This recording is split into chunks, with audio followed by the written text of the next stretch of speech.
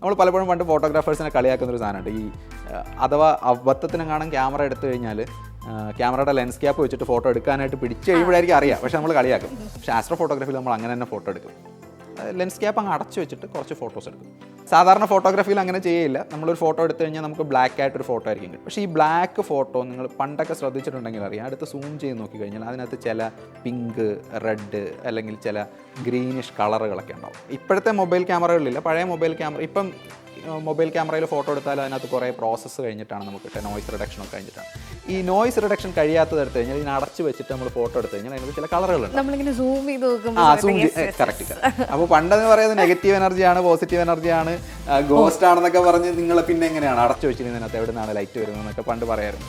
അത് യഥാർത്ഥത്തിൽ സംഭവിക്കുന്നത് ഇതൊരു സെൻസറാണല്ലോ. അപ്പോൾ ഈ സെൻസറിലേക്ക് ചൂട് കാരണം ഒരുപാട് ഇലക്ട്രോൺസ് ഒക്കെ ജനറേറ്റ് ചെയ്തിട്ട്, അതായത് ചൂടെന്ന് പറയുമ്പം ആ സെൻസർ വർക്ക് ചെയ്യുമ്പോൾ തന്നെ ഒരു ടെമ്പറേച്ചറുണ്ട്. അപ്പോൾ നമ്മൾ സാധാരണ ഒരു ആംബിയൻ ടെമ്പറേച്ചർ എന്ന് പറഞ്ഞാൽ അതിനത് ചൂടാണ്. അപ്പോൾ അതിനകത്തു നിന്നുണ്ടാകുന്ന തെർമലി ജനറേറ്റഡ് ആയിട്ടുള്ള ആ ചൂട് കാരണം ഉണ്ടാകുന്ന കുറേ തെർമൽ നോയ്സ് തന്നെയാണ് അതിനെ വിളിക്കുക.